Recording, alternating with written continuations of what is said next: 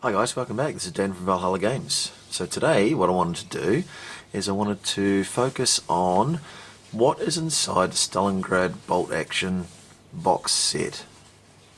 Now, why would I want to do this, you ask? Because you can see it online, says you. Well, particularly I wanted to have a look and show people that hadn't particularly got good looks at it from the pictures online.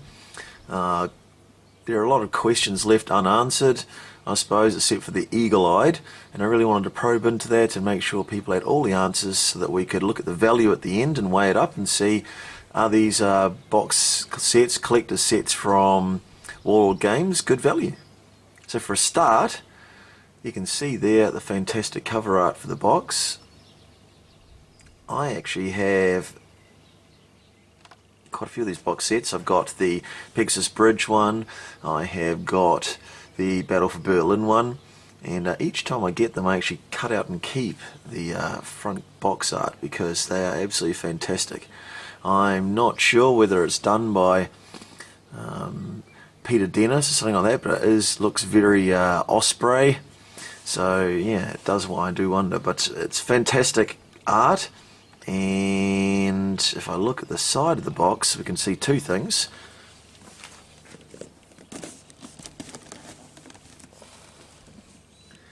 There we go. So firstly, we can see just how deep the box is, which we're going to go into in a minute. And secondly, we can see we've got some nice zoom-ins on the little pieces of that main artwork as well. So there we go. What I'm going to do is I'm going to unbox it, and we'll have a look at the contents of the inside and have a bit of a discussion about it. See you in a second. Right, so there we go, we get the box lid off. Let's unpack some of this and we'll investigate it a bit at a time. I move this to here, and then we can reveal each item as we go. First thing we've got is, okay, we've got the little supplement that comes with it. It's a nice little bit of background text here. Gave it Order 227 from Stalin in regards to the not one step back. A little bit of historical context in there, and then moving on, we have got the usual box set mechanic of using the items in the box to build up slowly, battle by battle, a bunch of scenarios.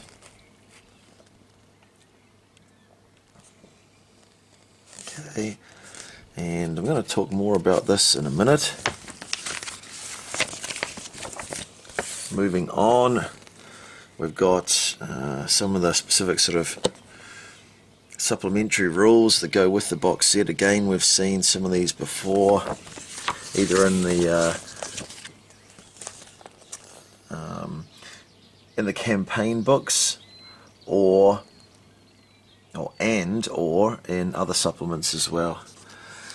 We have got some instructions there. German infantry, moving on, the Soviet infantry,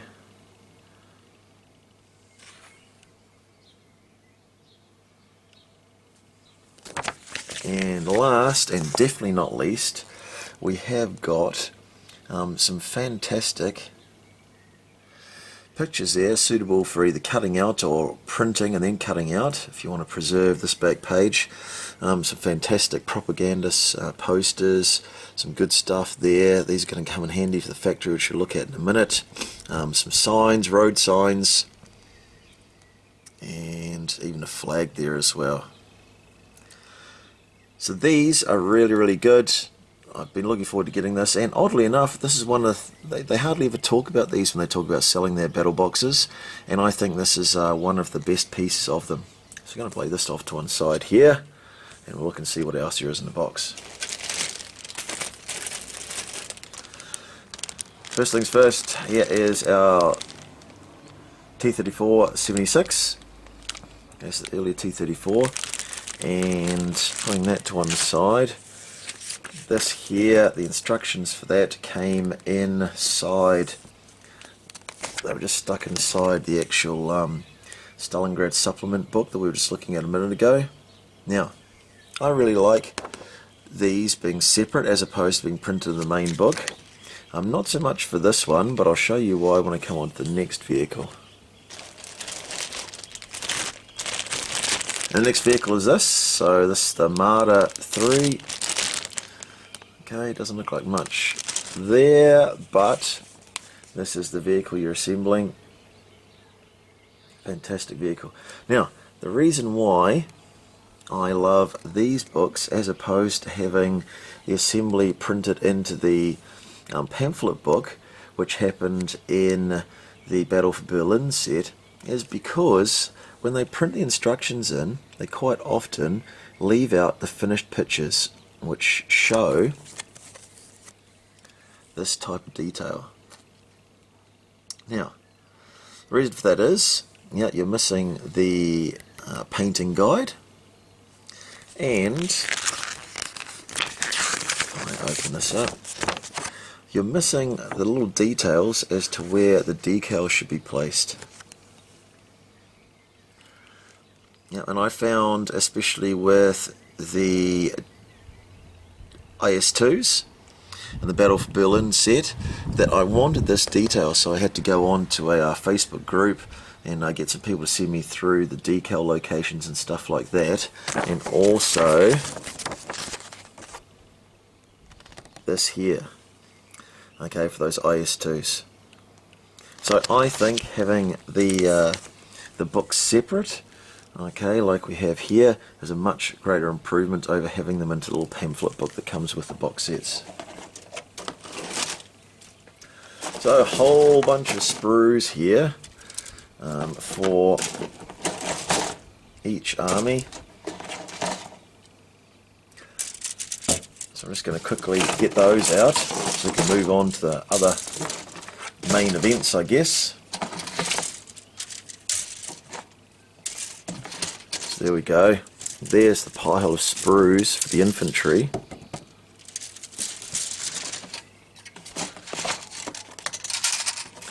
Getting these out here now. Here are all the bases. Small separate weapon sprues for the Soviets. So there we go, let's put them over there. Moving on, what else have we got? So we have got the little tank marker destroyed set for the vehicles. This here is nice, barbed wire. So this barbed wire is really effective. Okay, you can see that what it is, it's a smaller strand wrapped around a bigger strand. This is quite standard in wargaming barbed wire. What you do with this is, it's good to tape maybe 2 or 3 pencils together, okay, and they'll end up with a sort of a circumference like, say, about this. And then what you do is you wrap your barbed wire around. When it takes a shape, you'll be able to withdraw your pencils out, and then you'll end up with lengths of your barbed wire. And before you actually wrap it around, you can cut it into lengths, so that you end up with various lengths that you can move around your tabletop. Suggested probably basing those, but yeah, that's what you do with those. So a good bit of kit.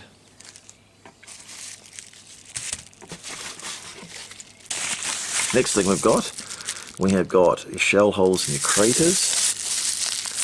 So if I open this up,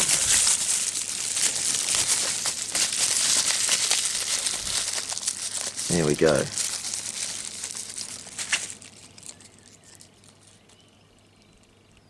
See there, got a whole bunch of them, 5 in total,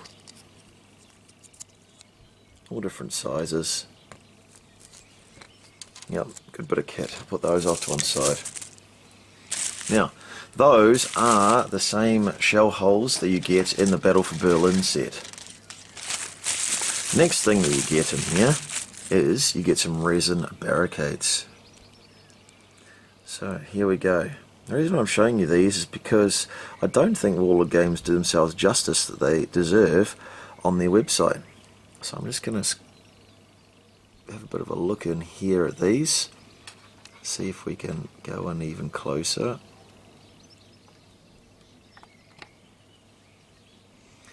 So you can see we've got some wood panels on there, some fuel drums, bricks piled up, some crates stacked on each other.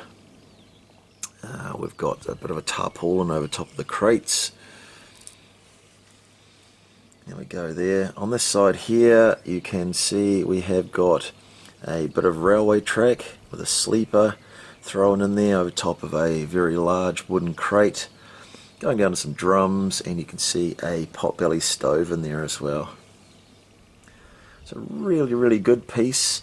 Okay, these are not shown probably in enough detail on Warlord's website. They're not doing themselves much justice there, but really fantastic. So look at the next one. Okay, here we come up here. This one here, sandbags and bricks piled up to make a road, sorry, a barricade on a road perhaps, and a fuel drum at the end, no doubt filled with some water or anything, something like that, just provide a bit of light cover at the end of what's some pretty hardcore heavy cover there. So again, another nice piece. And I'm just getting this out of the way.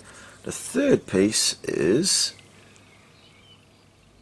this piece here. So again, a considerable wooden door with a fencing wire or something like that on top of it. A truck, more of a civilian sort of truck with what looks like a rug thrown on top of it. Someone's feeling quite positive about the whole affair, as if they're going to get that truck back into use perhaps. And covering it with a tarp to keep the windows intact or something like that, or a rug, sorry. We've got little blocks here, we've got some some panniers, something like that, some sacks, some fabric sacks filled with rubble stacked up there. You can see now this side of the vehicle too. Now, these are fantastic. However, the thought had occurred to me, this here, we've seen this before, so I'm going to show you where in a second. So here's our barricade that we've just been looking at. Fantastic bit of kit. Okay, and if you want to see what the finished article paints up like, here you go. You see there the rug thrown over top of the truck, potentially to maybe provide a bit of camouflage over an urban environment, not so much. More likely, as was common back in the day, people would throw it over and then weight it down in the rather vain hope they might end up with the vehicle back and windows intact at some stage. Now, obviously, how have I got this? Okay, to end up with two of them, well, simple as this. These here, or this here, actually was in the Battle of Berlin box set. Yep, so it's the exact same piece, as you can see. There you go, side by side. It's a really nice piece of kit. Okay, and I did think to myself, well, is the next one that we've got here, is this one here also the one from the Battle of Berlin box set? So I put this one next to it, and the answer is no, it's not. This one here has got the wooden crate in the middle. This one hasn't. This one's got the fuel drum. This one hasn't here. So not the same bit of kit, which is great. Now I've got two separate ones now. Okay, however, you can sort of see, give an impression of how they can turn out when they're painted up as well though. What I will say though, is that this one here and this one here and this one here, okay, so one of these, this one here with the truck, was in the normal Battle for Berlin box set. The other two were also present in the Battle for Berlin collector set. So if you did the Battle for Berlin collector set, or if you went in for that, you've actually got all three of these. If you just went for the Battle for Berlin box set, you have this one already. Okay, and the question does come to me, if you're a collector, and you're enjoying Warlord Games products, you're probably going to buy, or want to buy, all these sets. And so it's a concern to me, that this product here and our shell craters, okay, is that they're actually the same product. So we'll talk a little bit more at the end. Okay, it's a fantastic product, but it is the same product. So let's move on. We'll look at something else. We'll come back to that. Right, next item. Let's look at this. It's the Barmaili fountain. So really enjoyed looking at this. We've seen Rex's review of a 3D printed one that was intact. Now, this one here I like because it is damaged. So actually I can sort of add this to what Rex purchased himself, and kindly purchased one for me for birthday. Now obviously we're missing the children and stuff like that on top. However, looking inside our metal parts bag,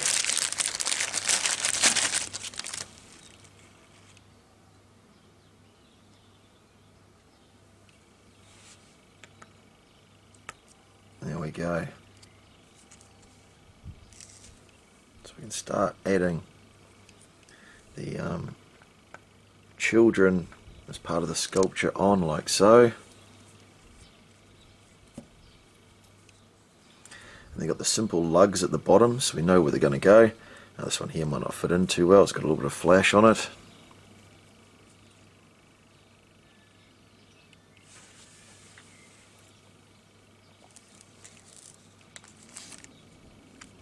There we go, and the last piece is the crocodile's head to put in there. And obviously these parts here, now that they're in position, what we would do once they were glued, or before they were glued, is we'd maneuver the arms, okay, around to their owners, and then we end up with the completed fountain. So it really, really is nice.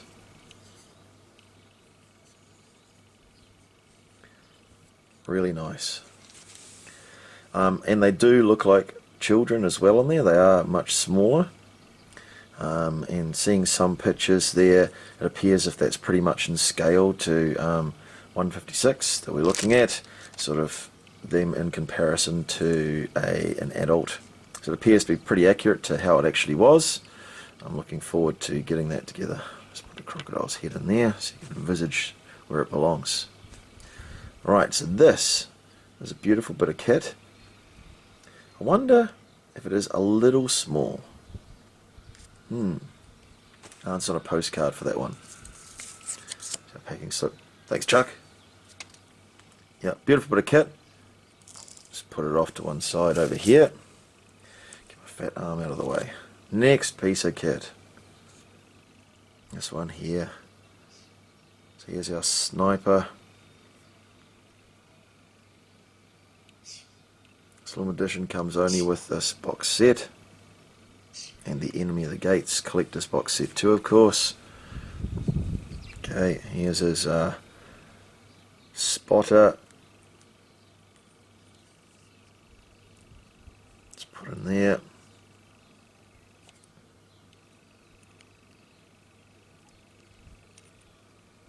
Need to investigate how that would fit together properly. Okay, but you can see how cool it is. Okay, there's the spotter holding up the dummy to draw fire, while the sniper next to him, yep, takes the shot at the target. Fantastic. See, excellent views of this on the Warlord website. Yeah, that is one piece that they really cover well in their photographs. They've done a very good job of that, so check that out, guys. Put this down off to one side.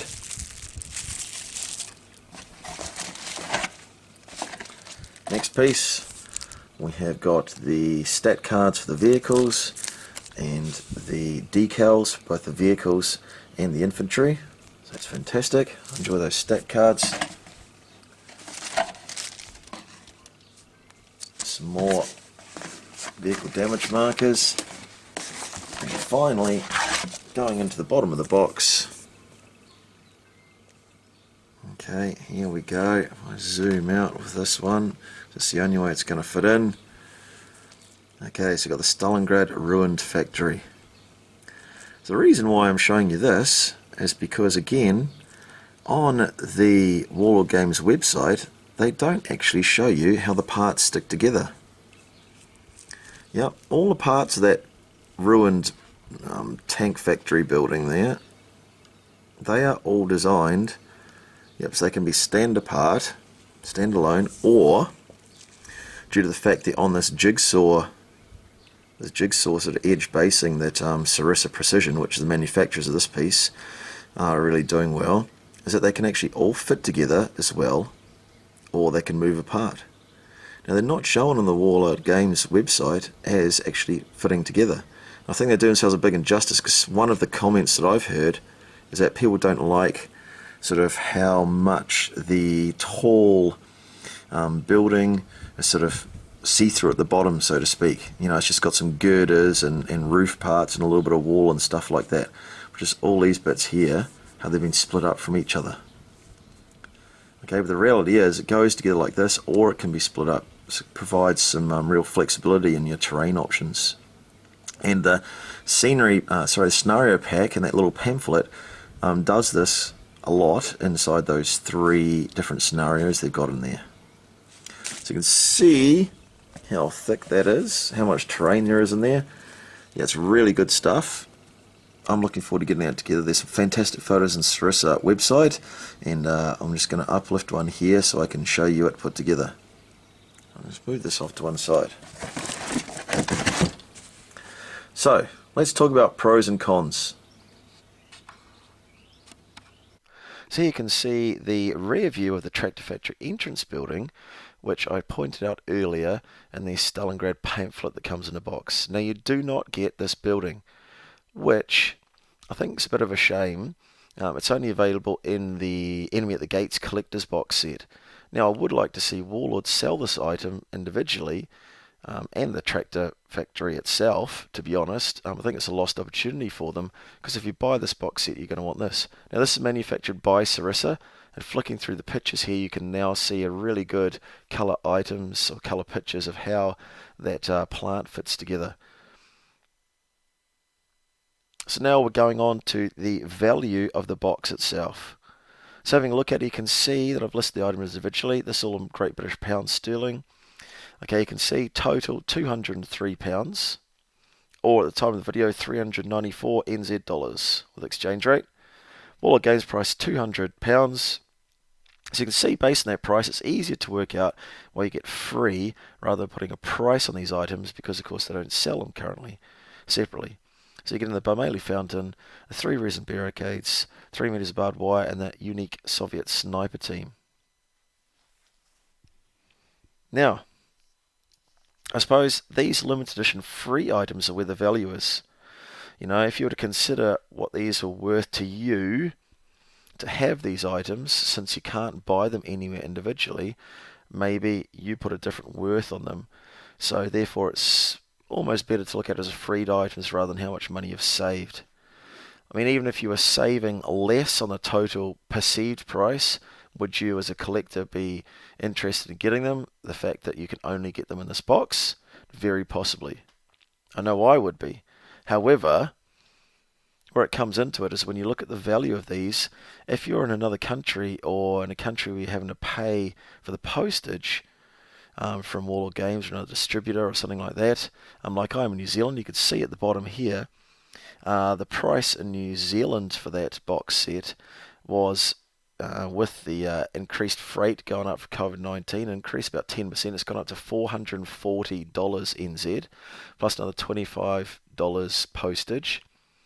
So you can see now that really we're eating into the fact that those free items, so now we're looking at the fact that maybe we're paying more, their perceived value, than those free items are, or the items which you get as a collector's edition. So it's a really hard decision for you to make. If you can have to get it at that full price, if you're overseas and you can't get it at that Warlord Games price, or with the free postage. So have a think about it, guys. Look into it. So my recommendations for you based on these prices. So the first one is, as usual, if prices are comparative, always buy from your local retail where you do your wargaming. Two things, you keep them in business. Secondly, they're the ones who keep the power on and keep you with a place to pay your mates and get your wargaming in. So if they're comparable, please always consider supporting them. Secondly, as long as you can buy it at its postage-free price from Warlord Games, that's also a real big option for them, either in America or in the US, where you don't have that additional postage rate over the top, and those free items, the collector's items, retain their free worth. And my third recommendation is look for the deals.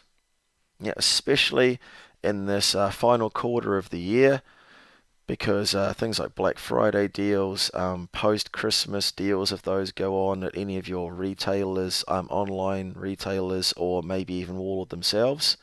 One thing I do notice is that, people are doing these equations on them. I have noticed that at our distributor in New Zealand, okay, being $440, okay, they did not move at that price. And then when they had a very big online special, something down like $308, that's when that price became a fantastic bargain for people, and they sold out. I also noticed that Warlord Games sold out of the Stalingrad box set as well, when they knocked something like £30 off the price and went to something like 170 recently. So those two big key drivers are really when people's equations, or following this equation which I've given you here, should really kick in and give you cause to go and perhaps buy it if you've been watching it.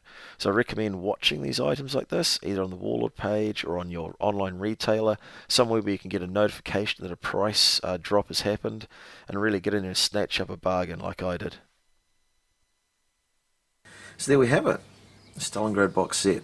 Hopefully I've shown you some angles and some products you wanted to know more about, illuminated you so you could go and find out some more and check out some of the components, producers, pictures as well. Some of those pictures that I don't think Warlord did themselves any favours on. The factory is a brilliant set. The resin barricades, could add some better views of those.